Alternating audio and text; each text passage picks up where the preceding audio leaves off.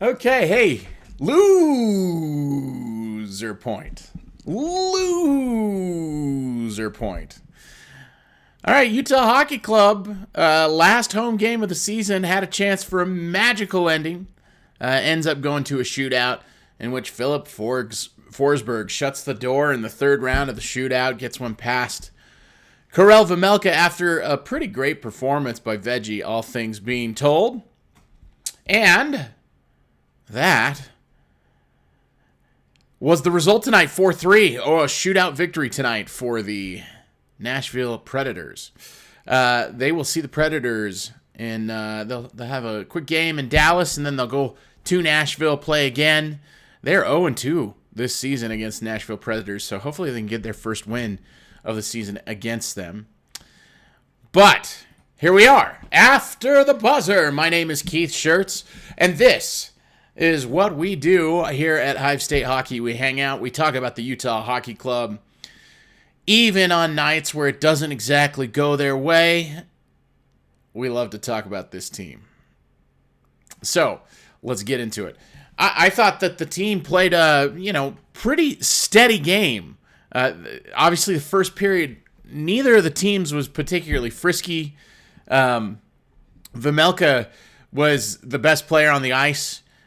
He did the most work in that first period, but at the same time, Nashville only had 5 shots, but they had a couple really great opportunities that Vejmelka took away in that first period.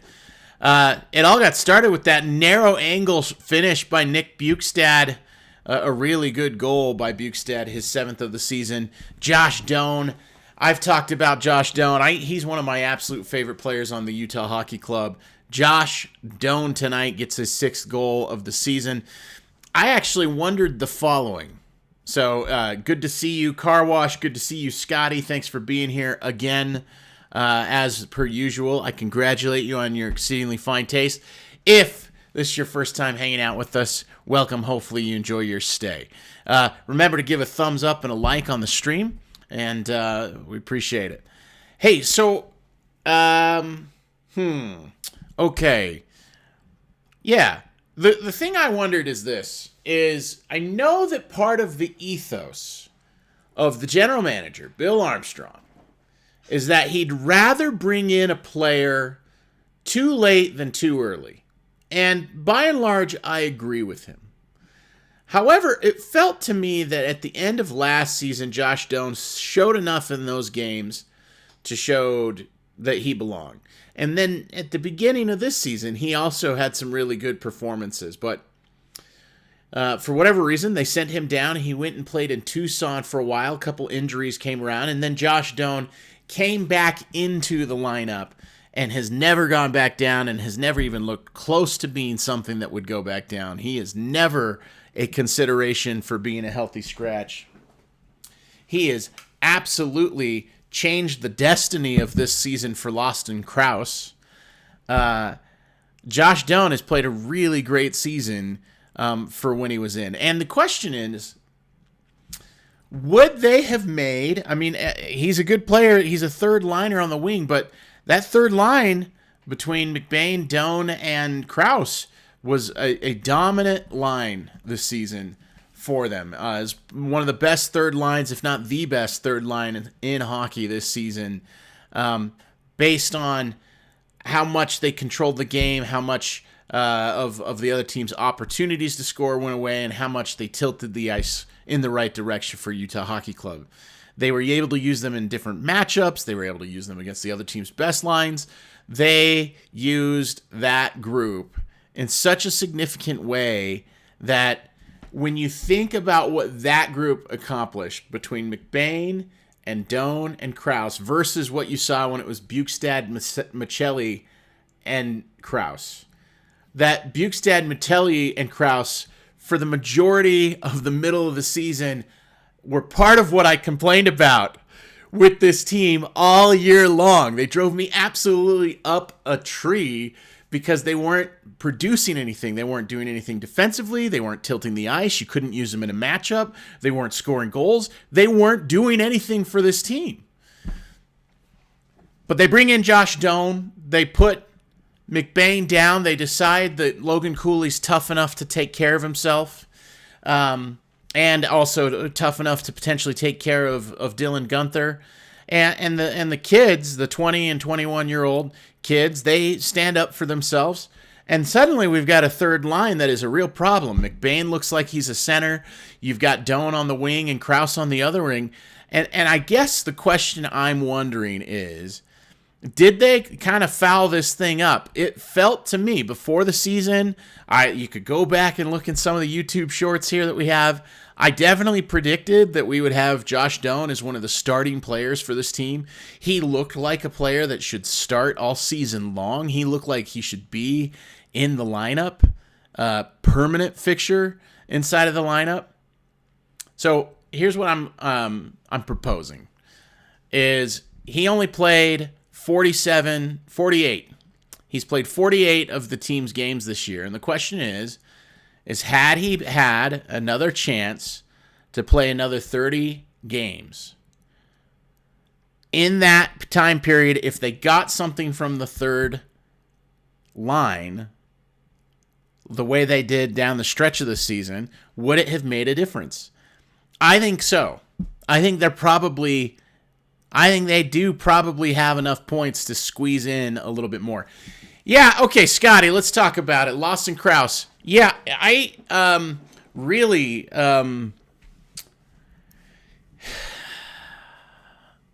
he's the sort of player that I should love, right? He forechecks in theory. He is a player that has a good shot. He skates well. He's a big guy. All of those things. There's not a lot of guys that are 6'5" that skate as well as him, that have a shot like him. He likes the more narrow angle shots, the more that you give him. But here's the deal. When Krause, and it's just true, and sometimes it's hard to remember this when you watch hockey, but who your line mates are is so critical. It's so crucial. So Lawson Krause, and I'm certain the numbers will bear this out. Lawson Krause, when he was playing with Bukestad and Michelli, was not producing. Lawson Krause, when he played with McBain and Doan, produced. He looked a whole lot better when he had those guys on his line compared to having Bukestad and Michelli. Bukestad and Michelli were two of the big disappointments of the season. Lawson Krause was on his way to being one of the big disappointments of this season, and then he turned it around, man. He got better line mates, and it unlocked his game. So, I think there's hopes, given where he was drafted in the first round and all that stuff, that maybe Lawson Krause would be more than a third liner. But, if he can be maybe one of the best, third line wingers in hockey, yeah, like if he can play at that level, it's an interesting thing. It's an interesting thing to wonder. So yeah, that's the question. It's a good shout. Look, these things are in flux. He was not playing good hockey for the first half of this season.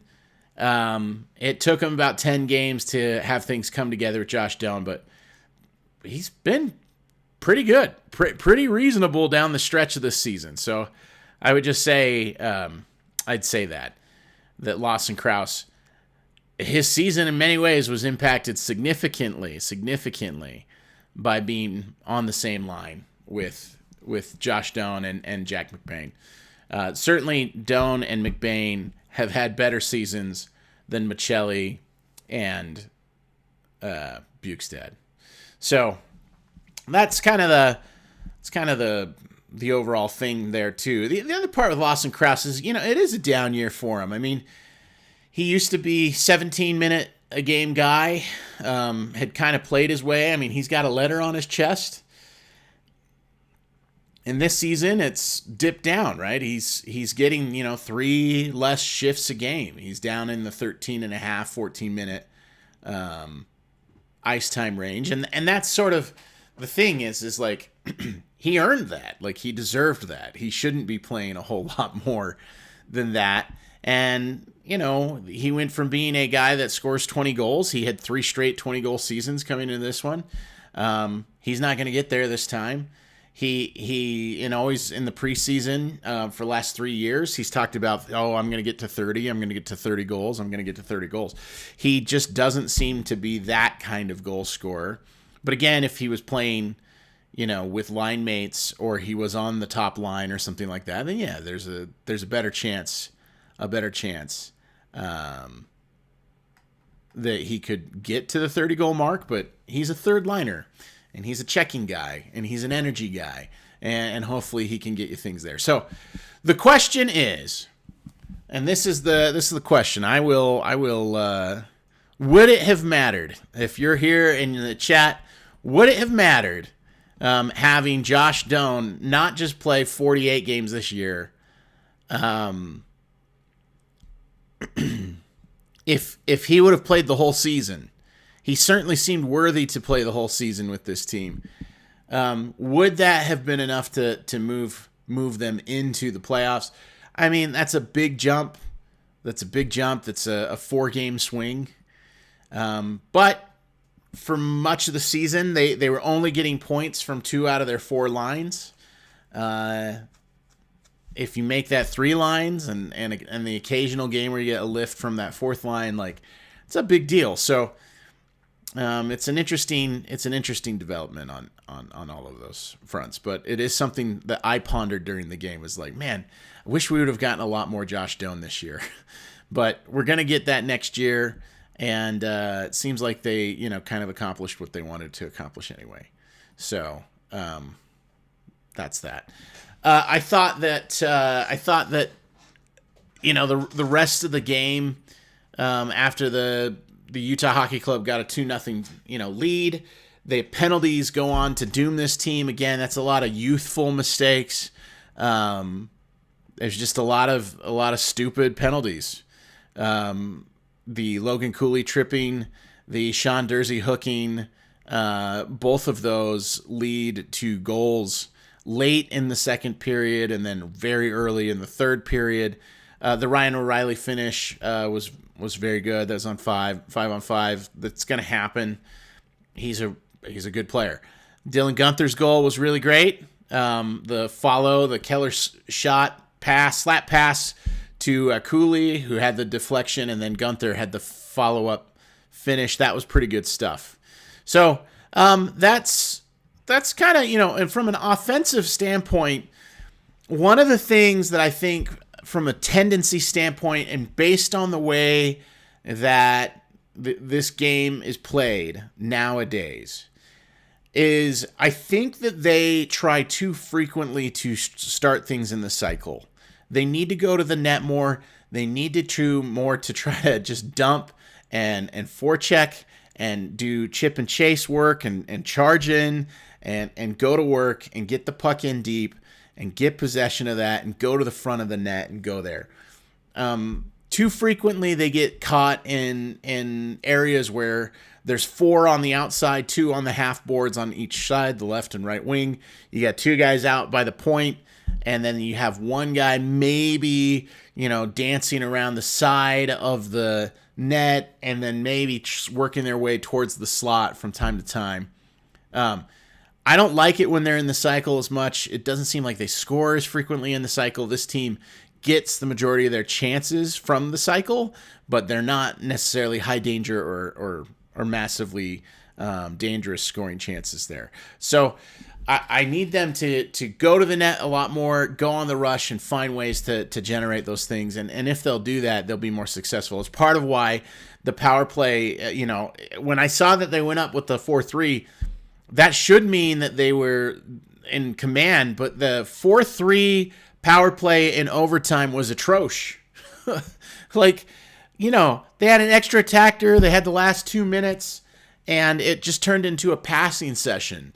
Keller goes up to Sergachev, and Sergachev goes to Guenther, and then Guenther goes back to Sergachev, and Sergachev goes to Keller, and then he goes back to, Sergachev, and then back to Guenther, Sergachev, Keller. They just had one idea, which was to work it from the left wing to the right wing. Nobody ever tried a pass across the Royal Road, right down the middle there. They didn't do anything to try to get it down low to Schmaltz.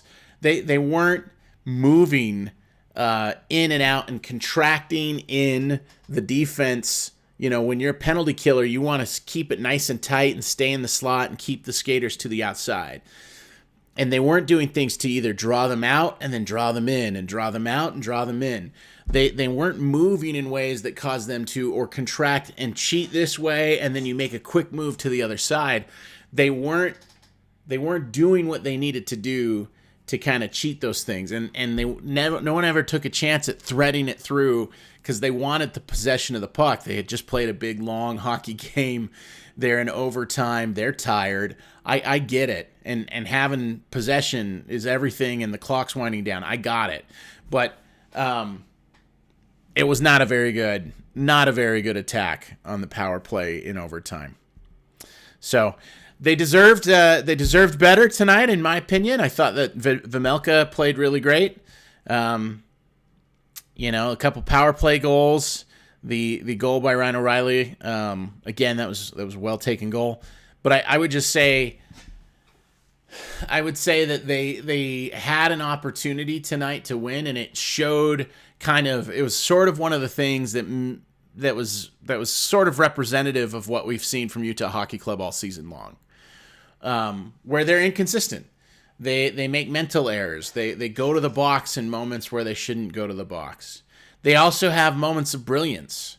They've got, that shot by Nick Bukestad, that's one of the best goals of the year in terms of, how impressive the angle was and just like from a highlight perspective, that's probably one of the 10 coolest goals all season, where he scored it from and getting that done. The good work by that third line, Josh Doan getting the follow and getting it into the net because he's just doing things the right way. He's just always driving to the net and he's got his stick down. He gives them an opportunity to go to work down there. And then, of course, the skill, right, that you see from Dylan Guenther and Logan Cooley and Clayton Keller. Like that line as a trio, the biggest development of the season is that, Andre Tourigny decided to start playing Dylan Guenther with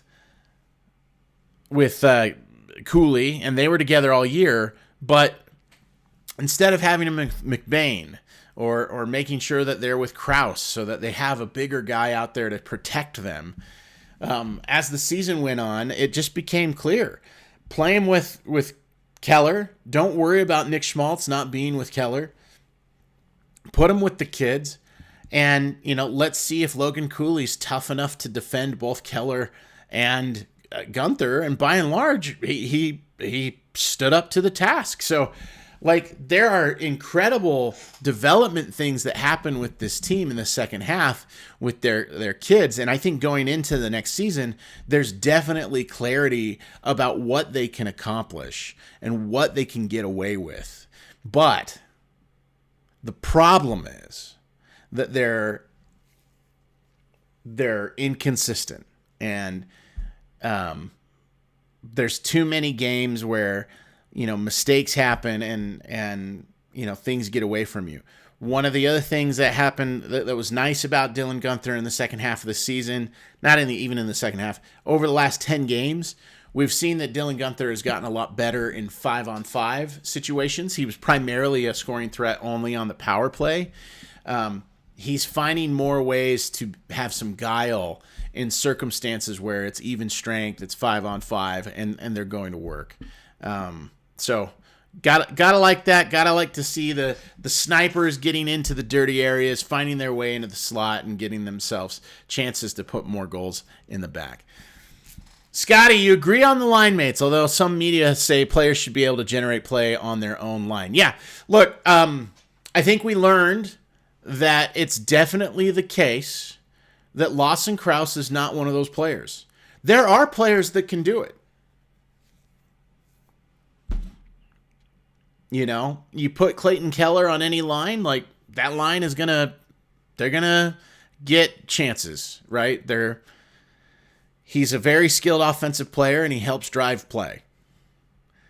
Logan Cooley is absolutely going to be one of those guys, absolutely a player that can drive play for your team, right?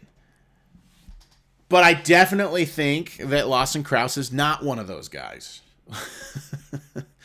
But in fact, while he's playing with McBain and he's playing with Doan, in a lot of ways, Krause gets to be in the sniper role in that circumstance. And so while the other two are going to work and they're freeing up the puck and they're doing the forechecking and they're getting in, and Jack McBain is being a 200-foot player in those circumstances, Lawson Krause doesn't have to worry about being, the forechecker or back checker number 1 or 2 in most circumstances, even with his size and how he likes to use his body. With those two, you can use Krause more in the neutral zone to sort of pick off if there's a turnover and quickly go the other way. And we've seen a lot more breakaways for Lawson Krause down the stretch of this season. So in a weird way, he's not playing as a powered forward on that line.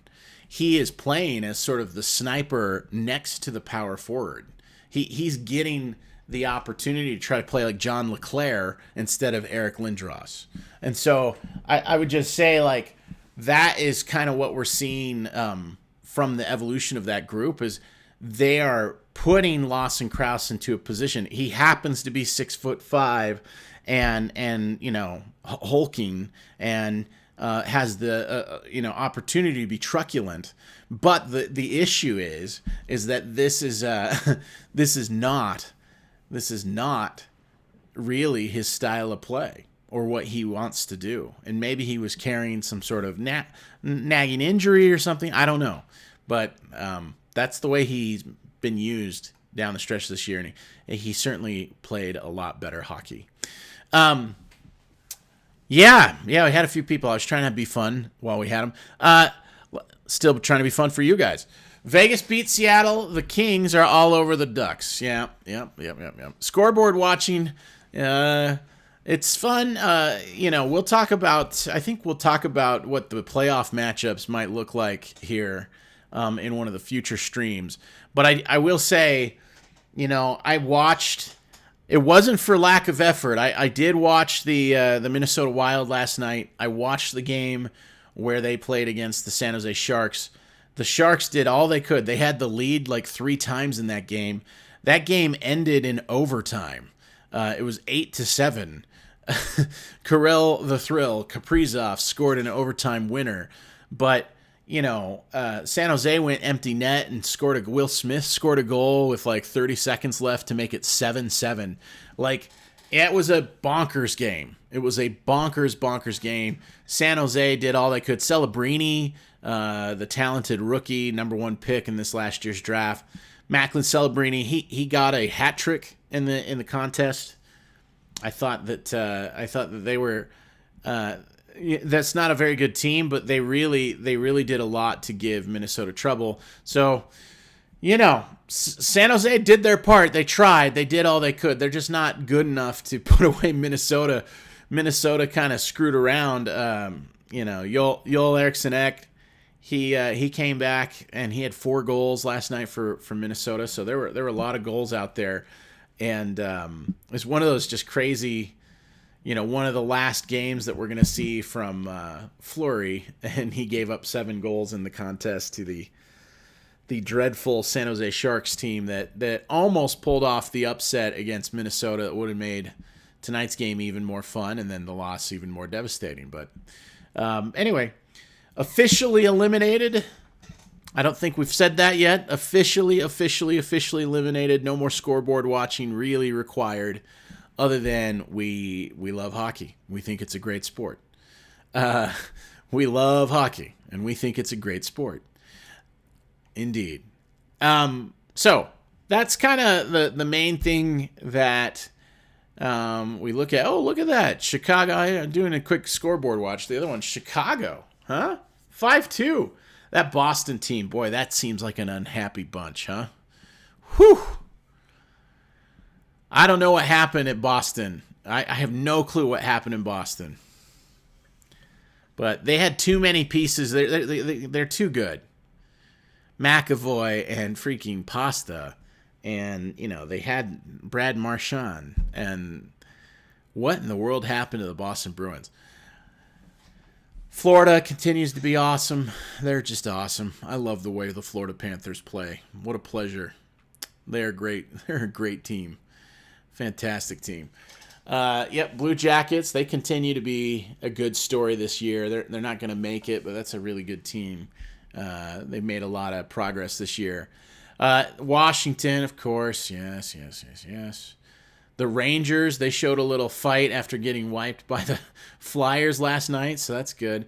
And then what? We got Winnipeg. They rolled the Dallas Stars. Vancouver gets the win over Colorado. Obviously, we know Nashville and Utah. Vegas, they beat Seattle. And then the Kings, 6-1 over Anaheim. So there you go. Little scoreboard rundown. Fun one. I would say this. I think the playoffs are going to be pretty great. One of the issues, actually, this is a better thing to talk about. Instead of talking about the playoffs, let's just talk for a second. Because our eyes naturally go to next season. We can begin the process of talking about next season in kind. And the question is this. So Winnipeg is the best team in the NHL. They might get the President's Trophy this year for the most points. Looks like that's what's going to happen. Winnipeg is awesome. Connor Hellebuck. They finally added a little defense in front of Hellebuck. They've always been able to score some goals. Now they're playing a little defense, and man, oh man, are they tough. Dallas is just stacked with a bunch of young guys, and then and then all they did was add freaking Mikko Rantanen to their team. The Colorado Avalanche, obviously, terrific. McKinnon, Makar. So I don't see where the Jets, Stars, or Avalanche are going to get worse in the next year or two. Okay? Then, Minnesota, Matt Boldy, second-year player. Awesome. Kirill the Thrill, super young, like fourth-year, third-year player. Like, awesome. Brock Faber on the blue line. It's his second year in the NHL. I think he's awesome. So it's like, tell me when the Wild are supposed to get worse. When is that supposed to happen? St. Louis, I don't really understand how it all happened for them, but it sure is happening for them. So St. Louis looks like they're always going to be kind of tough. They're not young, and so there's a chance that their thing falls apart. But, Robert Thomas and Jordan Kyrou and you got to like some of the pieces that they have, right? Then you got Utah, and it certainly seems like they're coming along, and there's ambition to go do something with free agency. Nashville had the year from hell, right? They had a really hard season, but they should be better next year. And of course, Chicago, I guess they're just going to be terrible forever. Bedard is great. He is. He's great. They have so many pieces that they need. So, and I personally don't mind to see Chicago be crappy. But the real answer is this, right? That top 7, right? Maybe you see St. Louis dropping down, and then Utah could potentially squeeze their way in that way. But, is this going to be... is this a top 3 team in the Central in the next 2 years? I have a really hard time. Really hard time seeing that. Winnipeg is really strong. Hellebuck's going to be good. Goalies age well. The top ones, the great goalies, they don't, suddenly just lose their fastball overnight. This is a relatively stable position. He's going to be great for them for several years. Then Dallas, of course, is really, really young, and they finally came into their own in the last year or two. They have so many good young players, and like I said, they added Rantanen to the whole thing. Colorado, for heaven's sakes, might have the best forward and defenseman of any team in the NHL. And then, Minnesota, their entire core are all players who've been in the league for 3 years or less. I think it's 3. So I don't know. Utah's got to find a way to squeeze their way in. Yeah, Hockey Club are in a tough division. Yes, and that's the part. I I wonder where Utah can find their way next season, because they were 8 points off the pace this year. 4 games worse than they needed to be, essentially. But in addition to being 4 games better, they're going to need other teams to drop back. And maybe that's St. Louis. Maybe Minnesota could have a really bad off year or something, right? Injuries or something. But they've had injuries this year. So, anyway, it's going to be a tough one. It'll be interesting to see what free agency brings. But until then, we won't worry about that. Nashville was way worse this year than they should have been. Absolutely, Scotty. I mean, here's the thing. Like Philip Forsberg's a good player, right? We watched him tonight. He was really good. His power play goal, the shootout winner, was so smooth. He's terrific. Ryan O'Reilly, it's a really good player. Steven Stamkos, old, but come on. It's Stammer, right? Marchessault's on that team. So they went with some older talent, but they should have been better. Those were all moves to make the playoffs. I mean, there's a chance that maybe they can recover this and it gets better next year. I like their coach. Andrew Burnett, I think, is a good coach. But the thing is where does it happen, right? Does Nashville bounce back? And do they play kind of up to their level? Or will they continue to seem old or just have a bad year or whatever, right? So it's a great point. They were way worse this year than they should have been. My models had Nashville as being a better team throughout the season. By the way, just because it's kind of fun, I was taking a look at my models. The Utah Hockey Club have now played 79 games this year. Before the season, I made a YouTube video where I predicted every single game for the Utah Hockey Club. I predicted that after 79 games, that the Utah Hockey Club would be at 85 points in the standings. And after 79 games, they are 85 points in the standings. I did predict them to finish with 87 points. That would mean they're going 1-2 in their final 3 games as they take on the Stars, the Nashville Predators, and the St. Louis Blues.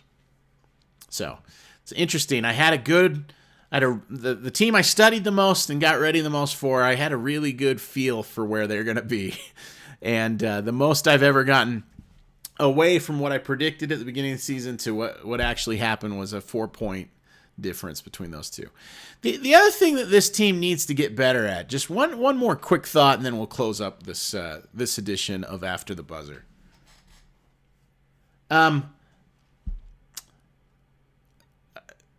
They've got to find a way to stack wins, and they won 3 in a row, and then they got the loser point tonight. It's really the thing that was the biggest problem. Earlier in this season, they started the season with a 3-game win streak, and then they did not put together another 3-game win streak in the next 30 games. Their longest win streak all season was a 4-game win streak. So this is a team that needs to find a way to be relentless night after night after night.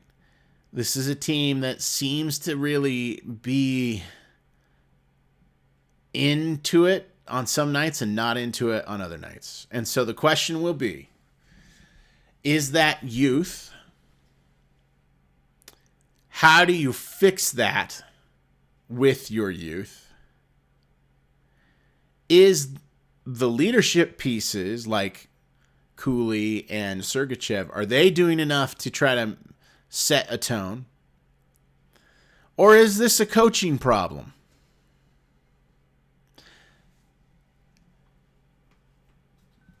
In my opinion, they should monitor that closely next year.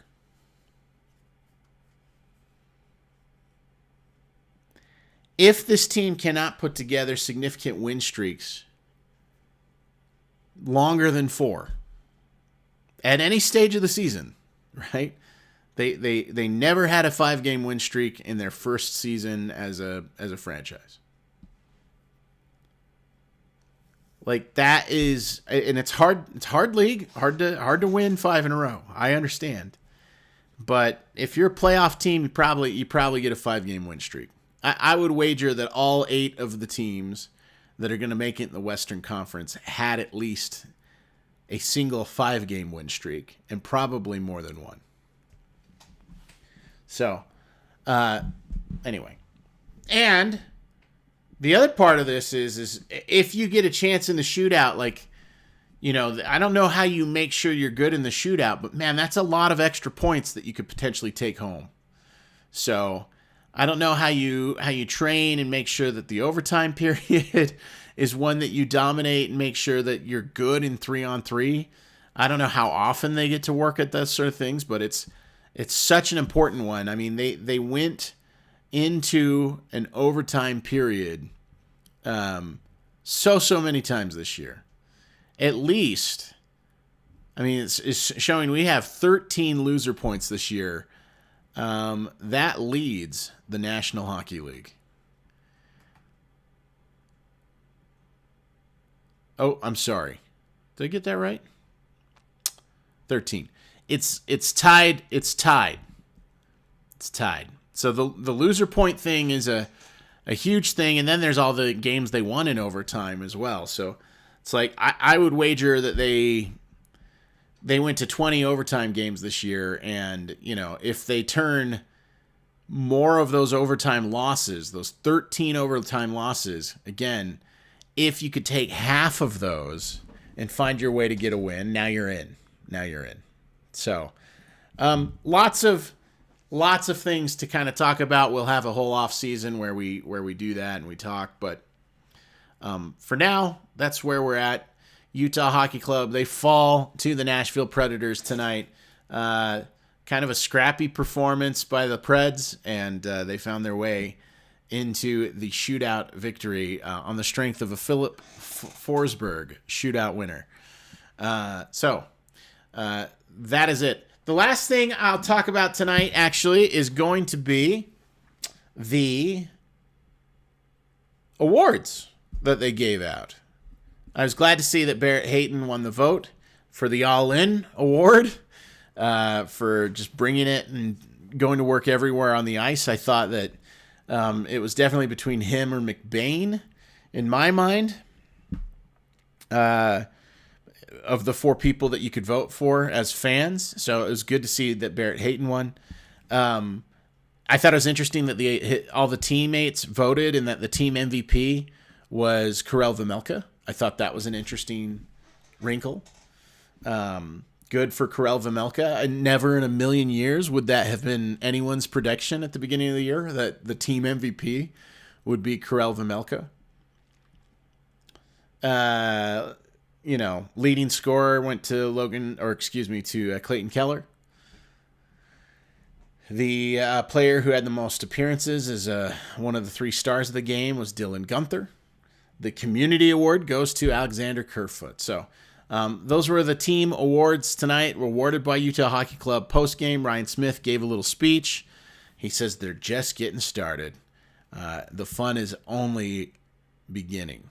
Much more fun to come next year. So in future seasons, we'll see what happens. Honestly, the real question is in the NHL, can Utah pull free agents? They cannot in the NBA, but can they in the National Hockey League? It is one of the huge questions. The thing is I don't really see it, but some people seem to be convinced that they can, but I don't really see it. Hockey players like the beach. Hockey players like being in tax-free states. Hockey players enjoy good weather and golfing just as much as the rest of society. And so I have a hard time thinking that Utah is going to be some major draw from a free agent standpoint, but there is some belief that maybe Utah can go in there and battle for some big time free agents. If they were to be able to land a big free agent, obviously it would mean a lot of very, very important things for the future of this sport in this state. If they go out and are able to get like Mitch Marner, for instance, like the narrative that will create in the state of Utah, that, you know, the top free agent decides to sign in Utah, that would be a culture shifting thing that would make people go like, well, maybe we can actually win in the NHL because maybe we can go get some of the best free agents in the sport and build and use free agency as a place to build the roster in really positive ways, in ways that they've just never been able to do in the National Basketball Association. The Smiths are building a training facility, and it's coming along. It's supposed to be up and ready by the end of this summer, is what I think I saw. The other thing I'll say is they apparently are going to name the name and logo and reveal of the next year's uniform and all that stuff. Reportedly, it's been hinted at, maybe not reported, but hinted at by Elliot Friedman on the 32 Thoughts podcast. Great national reporter, awesome follow on X. You should know who Elliot Friedman is if you're a hockey fan. He has suggested the NHL draft will be when that happens. So it'll be the last Friday in June. I think it's the 29th. June 29th. That will be when we finally know what the heck this team is going to be called. So, all right, that's it. Oh, Landeskog played tonight for the Colorado Eagles. Yeah, so he'll likely play in the playoffs for the Avs. I know. They're doing the thing where they bury a guy. So he doesn't count against your cap. You use the LTIR, and then you find a way to kind of cheat the cap, because then you can bring in a guy. The Tampa Bay Lightning did it beautifully with Nikita Kucherov for the playoffs a few years back. Good report, though. Landeskog. Yeah, we'll see. It has been a very long time since Gabriel Landeskog was in, but obviously quality player. If you've been hurt for 2 years, though, you would think there would be a little lag, but maybe not.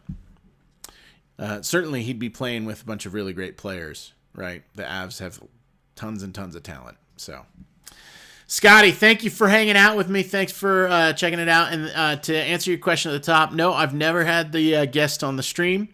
I could potentially do like a Discord sort of thing where we could invite people on and then use the Discord to kind of loop in people.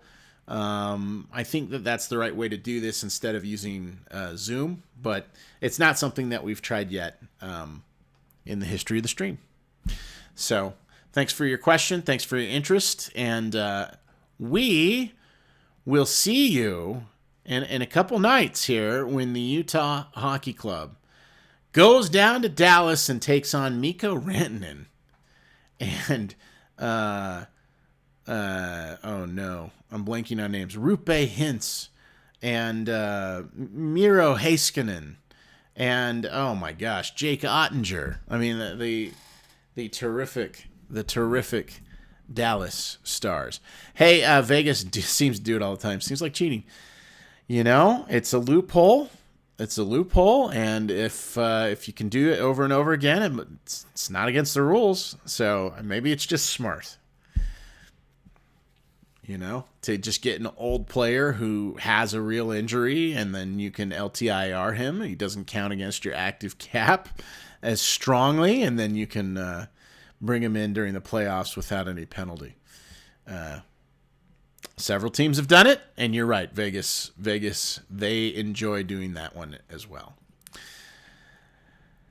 Scotty, you're good egg. Good hanging out with you. Car Wash, good to see you as well in the chat. And that's it. That is it for tonight's After the Buzzer here on Hive State Hockey. My name is Keith Schertz. The Utah Hockey Club lose their final game at home during their inaugural season to the Nashville Predators in the shootout. Until next time, take care of yourselves, and we'll see you real soon.